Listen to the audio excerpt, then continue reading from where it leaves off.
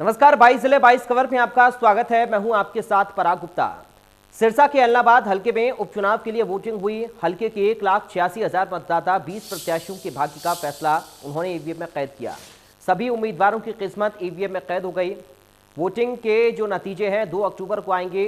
जबरदस्त उत्साह वोटर्स में दिखा। युवाओं से लेकर बुजुर्गों तक ने बढ़ चढ़कर वोट डाले हैं। ये 4 अलग अलग तस्वीरें हम आपको दिखा रहे हैं। जबरदस्त इंतजाम किए गए। कोविड की गाइडलाइन के तहत वोटिंग हुई।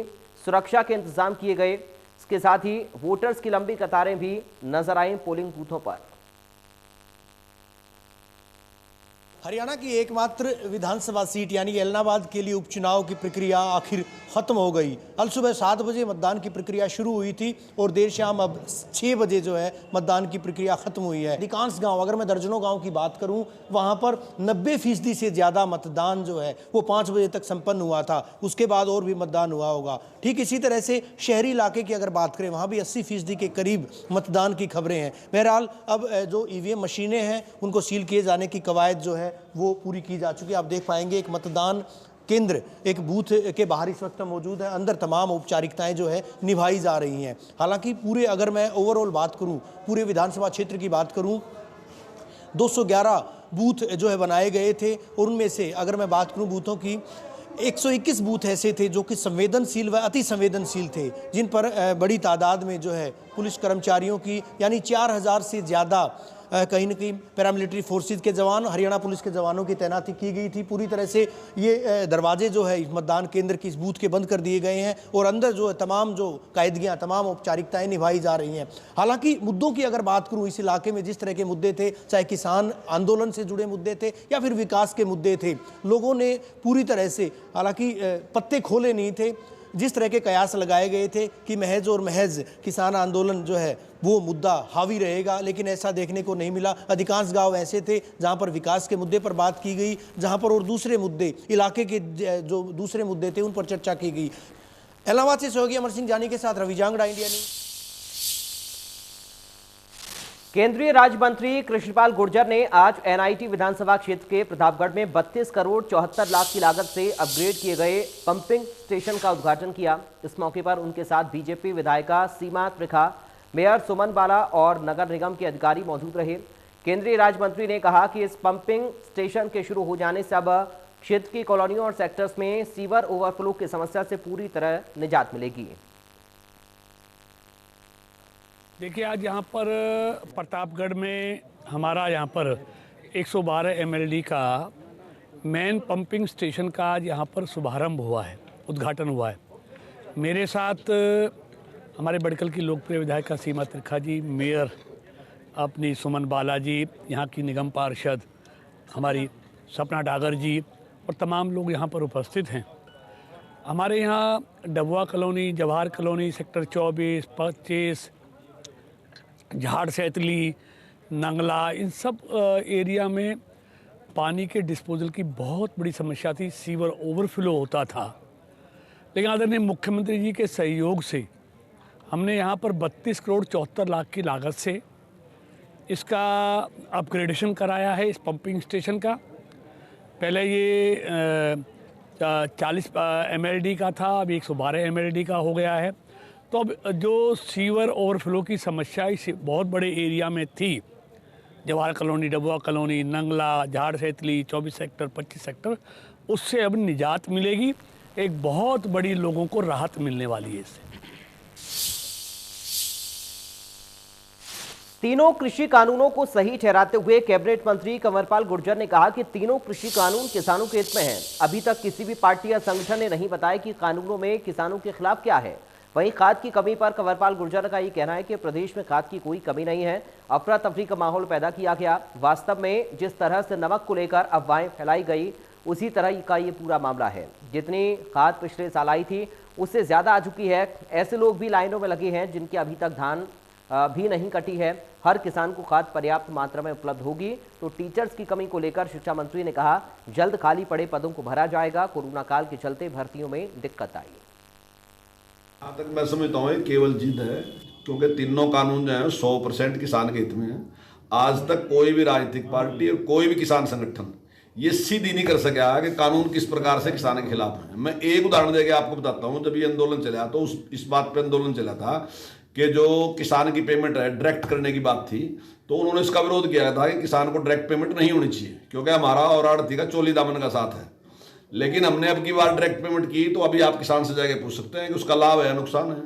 स्वाभाविक ही है कि पेमेंट जब किसान के पास होगी तो किसान अपर एंड होगा, और वही पेमेंट अगर आड़ती के पास होगी तो आड़ती अपर एंड होगा। तो एक तो अभी हमने इंप्लीमेंट किया, उस सब पता चल गया, और बाकी के जब इंप्लीमेंट होंगे तो तब किसान को पता चलेगा कि ये तीनों ही कानून जो है 100% किसान के हित में है और उसकी तरक्की का रास्ता खोल। खाद की कोई कमी नहीं है। अभी तक जितना अभी तक खाद है वो पिछले खाद से ज्यादा है। जितना हर साल खरा खाद खरीदा जाता था उससे ज्यादा खाद है। एक घबराहट पैदा कर दी, जैसे आपका ध्यान होगा कुछ साल पहले ना एक बार एक घबराहट पैदा कर दी थी कि नमक खत्म हो जाएगा, तो दुकानों पर नमक ही नहीं रहा था। अब नमक जैसी चीज खत्म कर दी थी। डीएपी तो फिर भी है। आज की तारीख में बिल्कुल भी डीएपी की कोई कमी नहीं है, लेकिन जो घबराहट पैदा कर दी, जिसके अभी तक धान नहीं कटे वो भी लाइन में लग के खड़ा है कि मुझे भी डीएपी भी दो। मैं आपके चैनल के माध्यम से किसान भाइयों को विश्वास दिलाता हूं कि 1 एकड़ जमीन भी कहीं ऐसी नहीं होगी जो बिना डीएपी के उसको बोनी पड़ेगी। निश्चित तौर से टाइम पे उसको डीएपी मिलेगा, उसको घबराने की कोई जरूरत नहीं, ना ही स्टॉक करने की जरूरत है। डीएपी पर्याप्त है, कोई कमी नहीं है उसकी। एक घबराहट पैदा कर दी उसकी वजह से। संस्कृत मॉडल स्कूल में जो पोस्टें खाली हैं वहाँ हमारा पूरा प्रयास है, इंटरव्यू चल रहे हैं, काफ़ी अच्छी संख्या में हमने टीचर वहाँ नियुक्त कर भी दिए हैं, और जो टीचर रिटायर दे रहे हैं उनको भी हम रीएम्प्लॉयमेंट दे के दोबारा वहाँ टीचरों को पूरा करने का हमारा प्रयास है।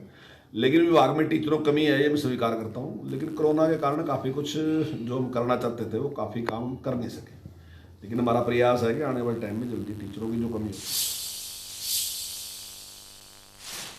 उधर रेवाड़ी में सहकारिता मंत्री डॉक्टर बनवारी लाल शनिवार को रेवाड़ी के गांव नांदा पहुंचे। उन्होंने शहीद ब्रजेश यादव की प्रतिमा का अनावरण किया। उन्होंने कहा कि दक्षिणी हरियाणा सैनिकों की खान रहा है और सैनिकों के कल्याण के लिए प्रदेश और केंद्र सरकार ने कई ऐतिहासिक कदम उठाए हैं। वहीं उन्होंने कहा कि प्रदेश की तमाम सहकारी चीनी मिलों को 12 नवंबर तक शुरू कर दिया जाएगा और किसानों के एक एक गन्ने की पिराई की जाएगी।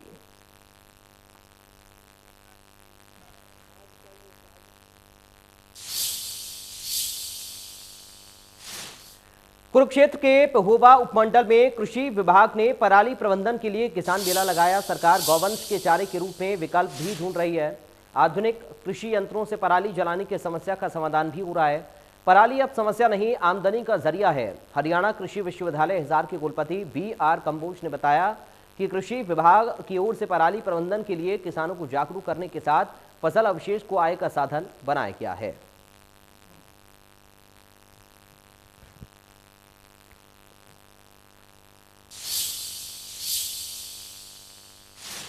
पिछले दिनों हरियाणा में डीएपी खाद को लेकर काफी मारामारी देखने को मिल रही थी, जिसको लेकर अंबाला में भी किसानों को डर था कि उन तक खाद पहुंच पाएगी या फिर नहीं।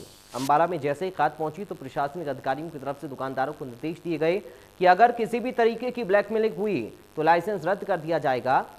जिसके बाद कृषि विभाग ने अंबाला की 3 खाद एजेंसियों के लाइसेंस 15 दिन के लिए निलंबित भी कर दिए, जिसमें से अंबाला की 2 दुकान है और एक फर्म नन्यौला की है।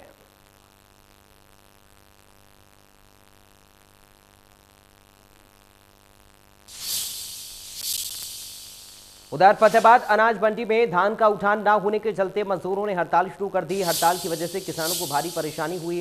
दीपावली का त्यौहार नजदीक आ गया है, लेकिन मंडी में जगह न होने के चलते धान की खरीद नहीं हो पा रही है। मार्केट कमेटी के सचिव का ये कहना है कि मामला उनके संज्ञान में आया है। उन्होंने कहा कि मंडी में जगह बनाई जाएगी और मजदूरों से बात की जाएगी, खत्म करवाई जाएगी हड़ताल।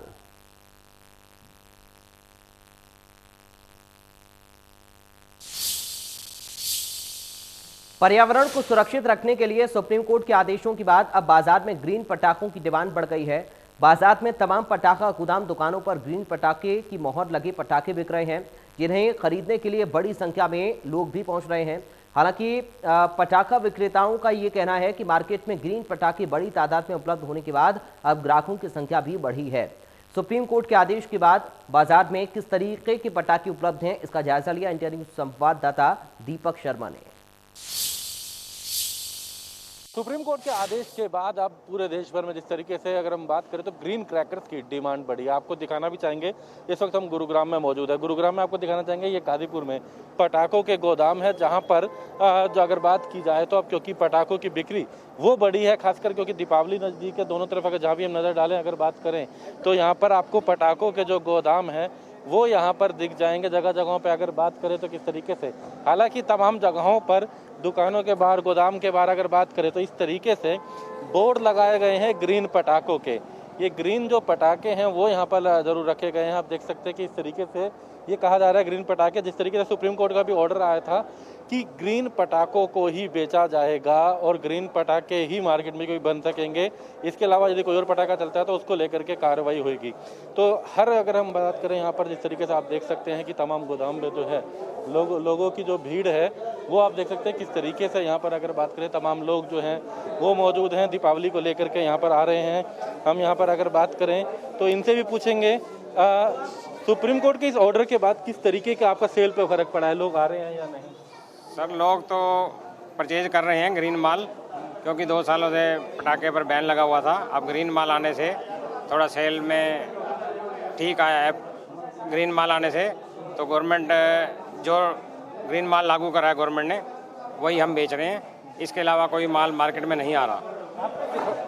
दिखाना चाहेंगे हम किस तरीके से ये ग्रीन पटाखों पर इस तरीके से एक बाकायदा संदेश, ये एक मोहर जो है ग्रीन फायर वर्क्स, ये लिखा हुआ है CSIR नीरी इंडिया। ये जिस तरीके से बात करें ग्रीन क्रैकर्स की, हर डब्बे पे अगर बात की जाए इस तरीके से बाकायदा मोहर जो है वो लिखा हुआ आता है, जो कि एक पहचान है ग्रीन क्रैकर्स की।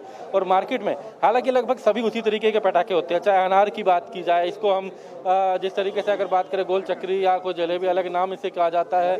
आप देखेंगे सब पर जो है ग्रीन क्रैकर्स जो है ये यहाँ पर लिखा हुआ होता है। तो इसकी डिमांड लोगों में बड़ी है, बड़ी संख्या में लोग भी जो है अपने घरों से बाहर निकल के इस दीपावली के लिए ग्रीन पटाखों की खरीदारी कर रहे हैं। क्योंकि अब अगर बात की जाए तो दीपावली के बाद अगर इस तरीके से अब कुछ दिन बाकी हैं तो लोगों अपने घरों से बाहर आ रहे हैं। और खासकर इस दौरान क्योंकि सुप्रीम कोर्ट के आदेश का सभी को इंतजार था कि आखिर बम बजाने वाले की अनुमति क्या होगी, लेकिन सुप्रीम कोर्ट ने स्पष्ट कहा है केवल ग्रीन पटाखे ही खरीदे बेचे जाएंगे, ग्रीन पटाखे ही। हालांकि इसको लेकर के एक बात स्पष्ट कही है कि ग्रीन पटाखों के अलावा कोई और ऐसा होता है यहाँ पर प्रदूषण पटाखे जलाए जाते हैं तो उसके लिए राज्य सरकारों के मुख्य सचिव, गृह सचिव और पुलिस जो प्रमुख हैं वो इसके लिए जिम्मेदार होंगे। तो ऐसे में इसको देखते हुए कंपनी के द्वारा ग्रीन पटाखे जो हैं वो मार्केट में उतारे गए हैं, तमाम जगहों पे बाकायदा बोर्ड भी लगाए गए हैं और उसके तहत ग्रीन पटाखे अब मार्केट में बेचे जा रहे हैं। इसको लेकर लोगों में भी काफ़ी इंटरेस्ट नज़र आ रहा है। गुरुग्राम से दीपक शर्मा, इंडिया न्यूज। सोनीपत के राई गांव में रसगुल्ले की फैक्ट्री पर मुख्यमंत्री उड़नदस्ता और खाद्य विभाग की संयुक्त टीम ने छापेमारी की, जहां पर मौके पर टीम की अगुवाई में 2 क्विंटल घटिया और खराब क्वालिटी का रसगुल्ला नष्ट करके जमीन में दबाया गया। बाकी रसगुल्ले की सैंपलिंग कर जांच के लिए लैब में भेज दिए जाएंगे। और फैक्ट्री और गोदाम में 37 बड़े ड्रम और 12 छोटे ड्रम में रसगुल्ला भरकर रखा गया था। इन्हीं रसगुल्लों को बड़े स्तर पर बनाए गए बाजार में सप्लाई किया जाना था। मौके पर सीएम उड़नदस्ता टीम की कार्रवाई रही है।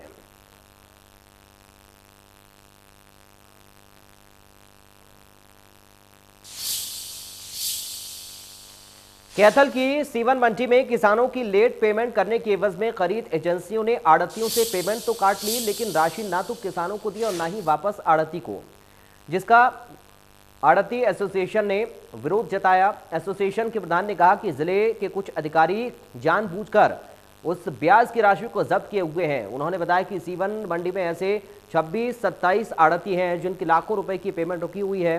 उन्होंने प्रशासन और सरकार से अपील की है कि जल्द से जल्द किसानों को या उनके ब्याज से काटी गई राशि वापस लौटाई जाए। मामले को लेकर डीएफएससी प्रमोद कुमार का ये कहना है कि उनके पास ऐसे जितने भी किसानों की डिटेल आई थी सभी के खातों में राशि भेज दी थी और अगर अब किसी आड़ती या किसान की पेमेंट रुकी है तो वो डिटेल भेज दें।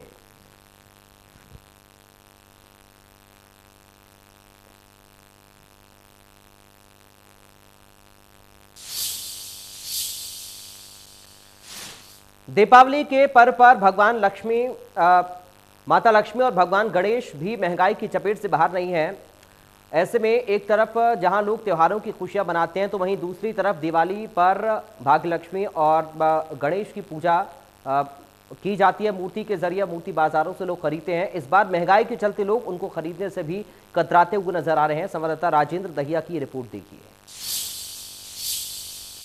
दीपावली पर जहां लोग अपने घरों को सजाने और संवारने के लिए तमाम तरह की चीज़ें खरीदते हैं, तो मैं आपको दिखा दूं यहाँ पर तमाम तरह के जो आइटम यहाँ पर लगाए गए हैं घर को सजाने के लिए। और यहाँ तक कि जो दीपक जो जलाए जाते हैं दीपावली के दिन, जो शुभ का प्रतीक माने जाते हैं, और कहीं ना कहीं वो तमाम चीज़ें यहाँ पर आप देख सकते हैं। और लगातार यहाँ पर लोग खरीदारी करने के लिए भी पहुँच रहे हैं। लेकिन किस तरीके की खरीदारी अब की बार हो रही है, क्योंकि कोरोना काल से जिस तरीके से अब लोग उभरे हैं, तो कहीं ना कहीं काफ़ी फ़र्क इन पर भी पड़ा होगा। किस तरीके का फ़र्क इन पर पड़ा है ये भी हम इनसे जान लेते हैं। यहाँ पर हमारे साथ है, क्या नाम है आपका? हीना राजपूत। राजपूत जी, कितना फ़र्क मानते हैं अब की बार अच्छी बिक्री हो रही है? नहीं, अब की बार कुछ भी बिक्री नहीं है। इससे पहले वाले दिवाली थी, उसमें काफ़ी सामान ठीक बिक गया था। अब की बार आगे से माल भी महंगा आया, हम जो लेके आए, और फिर ग्राहक वो रेट नहीं दे रहे जो रेट हम चाहते हैं। अब जितने हमारी बचत ही नहीं है, इतना रेट बोलते हैं। जो माल जैसा लाए थे वैसे का वैसा है, अभी तक कुछ नहीं बिका इनमें से। तो पिछली बार की बात करें तो पिछली बार किस तरीके का रहा था? पिछली बार ठीक रहा था, सीजन ठीक निकला था, हमारा माल भी बिक चुका था और फायदा भी काफ़ी हुआ था हमें। अब की बार ग्राहक आ रहे हैं? ग्राहक तो आ रहे हैं पर रेट नहीं जम रहा ना। ग्राहक तो काफ़ी आ रहे हैं, पर पहले वाली बात जो हम खुद 30 रुपए की जो चीज़ लाए उनके 30 रुपए ही बोलते हैं। हाँ, जहाँ के हम 15-15 हज़ार रुपये गाड़ी का किराया भर के ऐसे माल। आपका जो लगा है इसमें पैसा, जो जमा पूंजी आपने लगाई है, वो वापस हो जाएगी नहीं? देखो, अब तो दिवाली पे पता चलेगा, 3-4 दिन और देखते हैं। अगर ये सीजन ठीक नहीं निकला तो हम दिवाली करना ही छोड़ देंगे। क्या क्या ला के रखा है, आप उठा के दिखाइए। काफ़ी आइटम है, लक्ष्मी गणेश जी है, फेस है, दिए हैं, फैंसी आइटम है, सब कुछ ला रखा है। क्या क्या मानते हैं कि ज़्यादा जो बिकता था आइटम वो कौन सा है? ज़्यादा दिए बिकते थे, ये वाले दिए बिकते थे, लक्ष्मी गणेश भी ज़्यादा बिकते थे। अभी तो कुछ भी नहीं निकल रहा है यहाँ पे, जैसे आए थे वैसे के वैसे बैठे। 2 दिन हो गए। 2 दिन हो गए हैं, तो जैसे सामान लेके आए थे वैसे के वैसा रखा है। आप देख सकते हैं तमाम तरह की जो मूर्तियां हैं, जो लक्ष्मी पूजन होता है उसके लिए भी इन्होंने यहाँ पर लक्ष्मी जी की मूर्ति है, गणेश जी की मूर्ति है, तमाम तरह के आइटम हैं। और यहाँ तक की जो रंगोली बनाने का सामान है वो है, दीपक हैं तमाम तरह के। आप देख सकते हैं किस तरीके से जो हाथों से निर्मित दिए हैं, मैं आपको दिखाना चाहूँगा कि हाथों से जो बनाए गए दिए, बड़े ही सुंदर दिए दीपक बनाए गए हैं। लेकिन खरीदने वाला यहाँ पर कोई नहीं है, और तमाम जो आइटम्स हैं वो यहाँ पर रखे गए हैं। हालांकि साफ तौर पर इनका कहना है कि ग्राहक तो आ रहे हैं, लेकिन उसका जो उचित मूल्य है वो देने से भी वो लोग कतरा रहे हैं। तो ऐसे में सोचना होगा कि जो लोग अपनी रोजी रोटी इस तरीके से कमाते हैं उनके ऊपर क्या कुछ बीतेगी और उनकी दीपावली किस तरीके से मन पाएगी। बल्लभगढ़ से इंडिया न्यूज के लिए राजेंद्र दहिया। पंचकुला में आपराधिक वारदातें रुकने का नाम नहीं ले रही। ऐसा ही एक बड़ा मामला यहां पंचकुला के पिंजौर कालका एरिया से सामने आया, जहां पर एक बाइक सवार पर कई लोगों ने हमला कर उसका कैश छीन लिया, जबकि उसके गले में गोल्ड की चेन को भी छीन लिया। 1 लाख रुपए छीन लिए। इस दौरान सौरभ के गले में जो 2 लाख रुपए कीमत की गोल्ड की चेन थी वो भी लुटेरों ने छीन ली। लुटेरों ने सौरभ के ऊपर लोहे की रॉड से भी वार किया, जिसके चलते सौरभ मौके पर नीचे गिर गया। आसपास के लोगों ने उसका शोर सुना तो पंचकुला सेक्टर 6 जनरल अस्पताल में उसको लाया गया। मामले की शिकायत पुलिस को दी गई। पुलिस मामले की जांच कर रही है।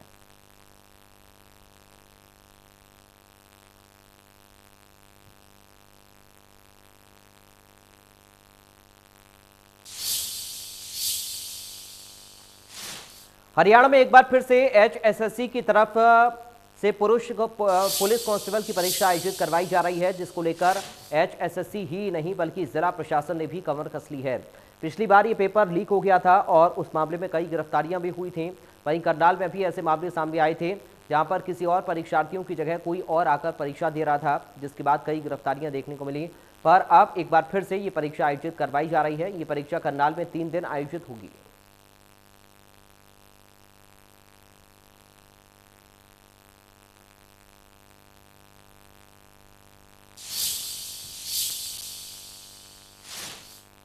पलवल के गांव बघोला में पटाखे बनाने वाली दर्जनों कंपनियां हैं जो कि खुलेआम पटाखे बेच रही हैं, जबकि सुप्रीम कोर्ट और हरियाणा सरकार के साथ साथ NGT के आदेश हैं कि पटाखे जलाने और बेचने पर पूर्ण प्रतिबंध है। लेकिन पटाखे बेचने वाले मालिकों का ये कहना है कि उनको जब तक सरकार मना नहीं करेगी तब तक वो बेचते रहेंगे। इनकी बातों से लगता है कि सरकार के आदेशों पर ही पटाखे बेचना बंद करेंगे, सुप्रीम कोर्ट के आदेश पर नहीं। लेकिन जब बकौला चौकी पुलिस से इस बारे में बात करनी चाहिए तो वो चौकी से बहाना बनाकर भाग गए। इससे लगता है कि पुलिस की मिलीभगत से सब ये खेल चल रहा है।